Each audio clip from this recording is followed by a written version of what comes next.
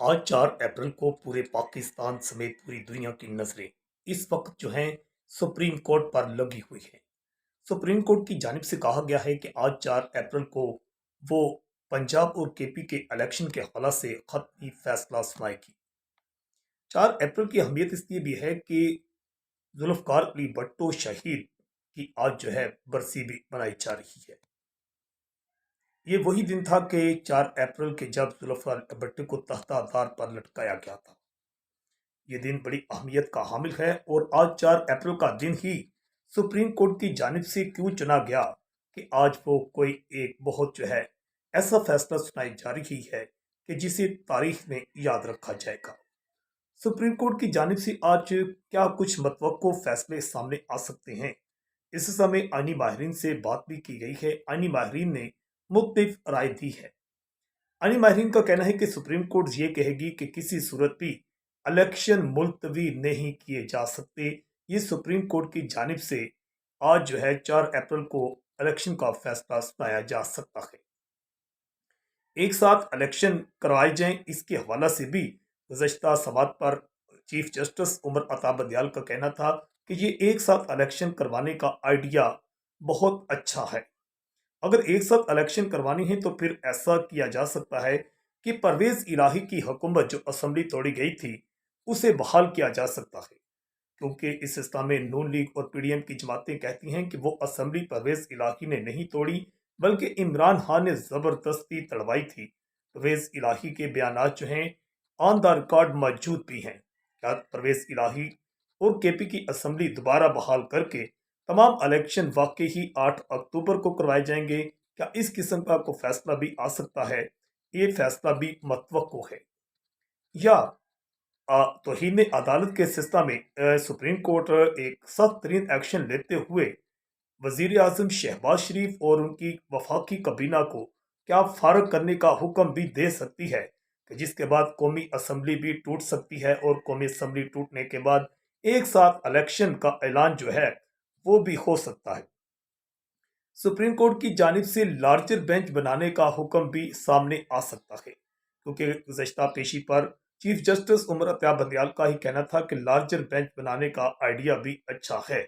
ताहम full court बनाने का मुतालबा जो है ये शायद हुकूमत का तस्लीम नहीं होगा और लार्जर बेंच के हवाले से शायद कुछ अच्छा फैसला सामने आ सकता है। सबकी नज़रें इस वक्त जो हैं सुप्रीम कोर्ट पर लगी हुई हैं और सब देख रहे हैं कि आने वाले वक्तों में क्या कुछ हो सकता है। वजारत ख़जाना और वजारत दफा की रिपोर्ट जो हैं वो जमा करवाई जा चुकी हैं और आज वजारत दफा की ख़त्मी रिपोर्ट जो है इसको जमा करवाया जाना था, तो ताहम अभी तक जो है रिपोर्ट जमा नहीं करवाई जा सकी। ख़त्मी रिपोर्ट आज जमा होने के बाद सुप्रीम कोर्ट जो है इस सिलसिला में ख़त्मी फैसला सुनाएगी। और इलेक्शन कमीशन को ये भी कहा जा सकता है कि इलेक्शन कमीशन को इख्तियार नहीं है कि वो तारीख में तब्दीली कर सके। सदर की तारीख इलेक्शन कमीशन तब्दील नहीं कर सकता। और दूसरा इस सिलसिला में क्या सुप्रीम कोर्ट की जानिब से दिया गया फैसला जो है उसकी तारीख को भी क्या सुप्रीम कोर्ट ही तब्दील कर सकती है? ये किसी सूरत भी जो है इलेक्शन कमीशन इसको तब्दील नहीं कर सकता। सुप्रीम कोर्ट एक नया शेड्यूल भी दे सकती है और इस बात का इम्कान है कि सुप्रीम कोर्ट ये कह सकती है कि 30 अप्रैल की बजाय, क्योंकि अब थोड़े से दिन आगे निकल गए हैं, वैसे तो याद रखें कि 90 दिन के अंदर ये इलेक्शन नहीं हो रहे। 90 दिन की जो दुहाई दी जा रही है वो तो वैसे ही ख़त्म हो गई, मगर 90 दिन के बाद ही हो रहे हैं। 90 दिन के अलावा जो है माह मई में या माह जुलाई में इलेक्शन के हवाला से जो है सुप्रीम कोर्ट का फैसला आ सकता है कि या माह मई में या माह जुलाई में इलेक्शन करवाए जा सकते हैं। और हुकूमत की जानिब से ये फैसला पहले ही कर लिया गया है कि अगर सुप्रीम कोर्ट फुल कोर्ट का मुतालबा तस्लीम नहीं करती या फुल कोर्ट बनाने का लार्जर बेंच बनाने का ऐलान फैसला नहीं सुनाती तो फिर हुकूमत किसी सूरत भी पीडीएम की हुकूमत तस्लीम नहीं करेगी। बिलावल भुट्टो जरदारी भी इसको तस्लीम करने से इनकार किया है और उनका ये भी कहना है कि अगर लार्जर बेंच ना बनाया गया तो मुल्क की हालात खराब होंगे, बल्कि वो तो ये भी कह रहे हैं कि शायद एमरजेंसी और मार्शल की जानिब भी ये मुल्क जा सकता है। हुकूमत ने कानूनी माहिरीन से भी رائے طلب کی ہے اور یہی کہا جا رہا ہے کہ یہ فیصلہ 3-4 کا تھا، 2-3 کا نہیں، اس لیے ہم اس بینچ کے فیصلے کو نہ ہی بینچ کو تسلیم کرتے ہیں اور نہ ہی اس بینچ کے فیصلے کو تسلیم کریں گے۔ 3-4 کے فیصلہ کے حوالہ سے ہی یہاں جو ہے زیادہ تر دہائی جو ہے دی جا رہی ہے کہ یہ 3-4 کا فیصلہ ہے، ہم کسی صورت بھی اس فیصلہ کو جو ہے تسلیم نہیں کریں گے، یہ کہا جا رہا ہے۔ اور اب دیکھتے ہیں کہ سب کی نظریں جو ہیں وہ سپریم کورٹ پر لگی ہوئی ہیں، جبکہ دوسری جانب جو ہے لاہور کی عدالت کی جانب سے عمران خان اور اس کے ساتھ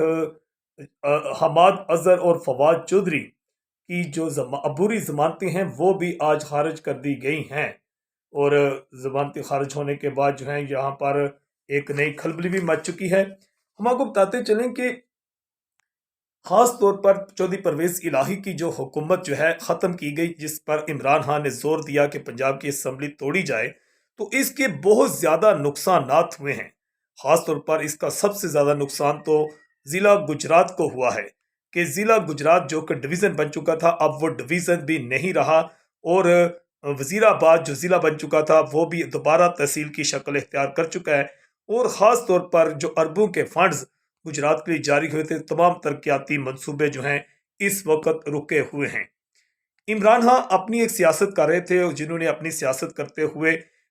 پنجاب کی اور KPK کی اسمبلی توڑی، اور اس سے پہلے حمزہ شہباز کی حکومت بھی ختم کی گئی،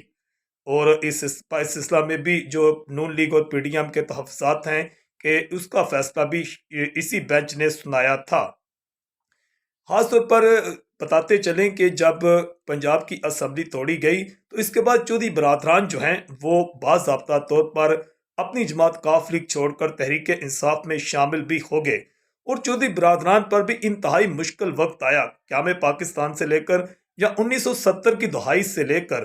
تقریباً 50 سال کے دوران اتنا مشکل وقت کبھی چودھری برادران پر نہیں آیا کہ چودھری پرویز الہی کی رہائش گاہ پر چھاپے مارے گئے، اور ان کے بھائی چودھری وجاد حسین اور ان کے بھتیجے چودھری موسیٰ الہی پر تقریباً جو ہیں گزشتہ 2-3 ماہ کے دوران 4 سے 5 سنگین مقدمات درج ہوئے، اور آئے روز وہ عدالتوں پیشی پر بھی نظر آتے ہیں۔ مسلم لیگ کاف میں جو ان کے مقامی رہنما طویل عرصہ تھے آج تک ان کے گھروں پر چھاپے نہیں پڑے تھے، مگر تحریک انصاف میں شامل ہونے والے مسلم لیگ کاف چھوڑ کر چودھری پرویز الہی، چودھری وجاد حسین، مونس الہی اور حسین الہی کے ساتھ تحریک انصاف میں شامل ہونے والے متعدد رہنماؤں کے گھروں میں چھاپے پڑے، جن میں خاص طور پر گجرات کے گاؤں بیو والی کے رہائشی جو ہیں سید عظمت شاہ حسین شاہ جو ہیں جو کہ مرحوم ہیں، اور ان کے گھر میں بھی پولیس نے چھاپا مارا، اور ان کے گریڈ 18 کے جو بیٹے تھے ان کی گرفتاری عمل میں لائی گئی۔ اس سلسلہ میں احتجاج بھی کیا گیا، مگر ابھی تک اس احتجاج کو کوئی فائدہ نہیں ہوا، اور SHO صدر گجرات جو ہیں ان کو اور ASI شاہی جمیل جو ہیں انچارج چوکی مدن پور سیداں کو تبدیل کرنے کا مطالبہ کیا گیا، مگر اس مطالبہ کو کسی نے تسلیم نہیں کیا۔ اس کے ساتھ ساتھ تحریک انصاف میں شامل ہونے والے متعدد جو رہنما تھے ان کے خلاف بڑے پیمانے پر کارروائیاں کی گئیں۔ بلال بابر کھوکھر کے خلاف بھی ایک مقدمہ درج کیا گیا گزشتہ دنوں میں۔ اس کے علاوہ دیگر مقامی رہنما جو ہیں بڑی تعداد میں گرفتار ہوئے۔ چودھری سعادت نواز اجنالہ خاندان کے جو ہیں شاہ نواز اجنالہ، ڈاکٹر شاہ نواز اجنالہ کے خلاف بھی وجاد حسین اور موسیٰ الہی کے خلاف جو ہے یہ ایک مقدمہ درج کیا گیا۔ پنجاب اسمبلی کیا ٹوٹی، خاص طور پر پورا ایک سیٹ اپ بھی دوبارہ تبدیل ہوا۔ اس وقت کے IG اور سمیت جو ہے تمام DPOs، DSPs، DC صاحبان، AC صاحبان، DSPs، SHO اور بے شمار افسران جو ہیں انہیں تبدیل کر دیا گیا اور ایک نیا سیٹ اپ لگایا گیا۔ اور اس کے بعد سب سے بڑا نقصان جو ہے یہ بھی ہوا کہ پرویز الہی کی حکومت جانے کے بعد ججز میں بھی اختلافات جو ہیں کھل کر سامنے آ گئے۔ خاص طور پر سب سے بڑا نقصان جو ہے جسٹس مظاہر علی نقوی کو ہوا، اور جسٹس اعجاز پر الزامات لگائے گئے۔ جسٹس مظاہر علی نقوی کے خلاف تو ریفرنس بھی دائر کر دیا گیا ہے، اور اس کے ساتھ ساتھ رجسٹرار سپریم کورٹ جو ہیں عشرت علی، وہ بھی اسی ہی سیاسی تحت لاہور کا جنگ جو ہے اس کا شکار ہو گئے، اور رجسٹرار سپریم کورٹ عشرت علی جو کہ گریڈ 22 کے افیسر تھے وہ بھی اپنے عہدہ سے ہاتھ دھو بیٹھے۔ جسٹس فائز علی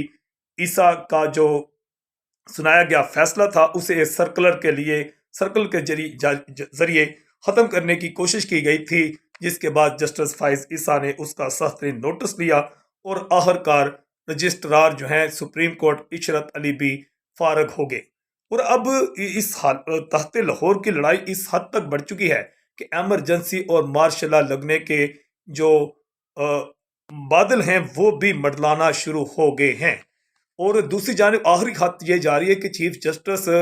عمر عطا بندیال اور جس کے ساتھ ساتھ جسٹس جو ہیں منیب اور جسٹس اعجاز احمد کے خلاف ریفرنس دائر کرنے کے اعلانات بھی سامنے آ رہے ہیں۔ سپریم کورٹ کے 2 سینئر جج صاحبان جو ہیں انہوں نے جسٹس مظہر علی نقوی کے خلاف جوڈیشل کونسل کو کارروائی کے لیے خط بھی لکھ دیا ہے، جبکہ بلوچستان بار کونسل کی جانب سے ریفرنس دائر کر دیا گیا ہے جسٹس مظہر علی نقوی کے خلاف۔ جسٹس مظہر علی نقوی کا مستقبل کیا ہوگا یہ تو آنے والا وقت ہی بتائے گا، خاص طور پر عید کے بعد جو ہے یا رمضان مبارک میں بھی اہم فیصلے متوقع ہیں۔ وکلا بھی سلسلہ میں تقسیم ہو چکے ہیں کہ وکلا بہبود ایکٹ جو ہے وہ بھی منظور کیا گیا ہے نو لیگ اور پی ڈی ایم کی حکومت سے، مگر کچھ وکلا جو ہیں تحریک انصاف کے ساتھ ہیں اور کچھ وکلا جو ہیں وہ نو لیگ اور پی ڈی ایم کے ساتھ نظر آتے ہیں۔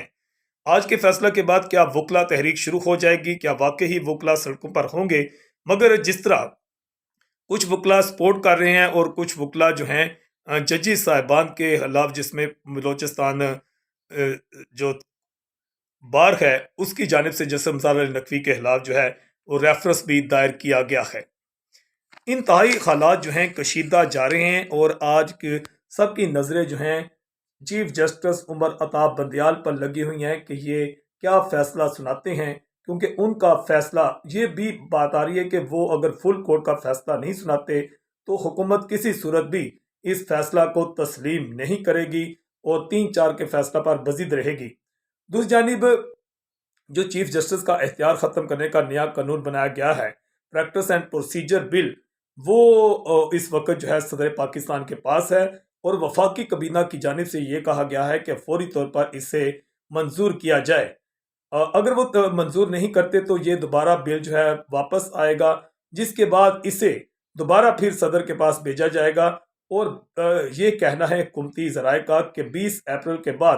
یہ بل از خود ایک قانون بن جائے گا، جس کے بعد اگر چیف جسٹس عطا بندیال نے فل کورٹ کا فیصلہ نہیں سنایا ہوگا یا حکومت کے خلاف فیصلہ سنایا ہوگا، الیکشن کمیشن کے خلاف فیصلہ سنایا ہوگا، تو پھر یہ جو ریویو ہے نظر ثانی کی اپیل وہ بھی سپریم کورٹ میں دائر کریں گے، کیونکہ اس وقت قانون بن چکا ہوگا اور اس وقت جو ہے نیا بینچ بنانے کا اختیار صرف چیف جسٹس کے پاس نہیں ہوگا، بلکہ چیف جسٹس کے ساتھ ان کے ساتھ جو 2 سینئر ترین جج ہیں جن میں جسٹس فائز عیسیٰ بھی شامل ہیں وہ بھی شامل ہوں گے اور وہی فیصلہ کریں گے کہ بینچ کی تشکیل کیسے ہوگی۔ 20 اپریل کے بعد چیف جسٹس عمر عطا بندیال جو ہیں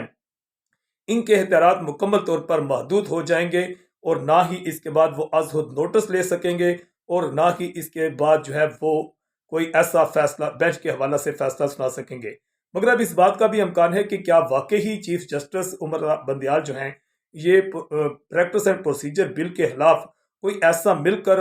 فل کورٹ کے حوالے سے کو فیصلہ سنا سکیں گے یا اس کو اڑا سکیں گے، یہ آنے والا وقت ہی بتائے گا۔ اب کئی اہم شخصیات کی نوکریاں جو ہیں وہ خطرہ میں پڑ چکی ہیں اور ایسا لگتا ہے کہ اگر حالات انتہائی سنگین ہوئے تو پھر جو ہے اس ملک میں ایمرجنسی اور مارشل لا میرے عزیز ہم وطنوں کی صدا بھی سنائی دے سکتی ہے۔ وقار نیوز سے میں ہوں آکاش نیاز۔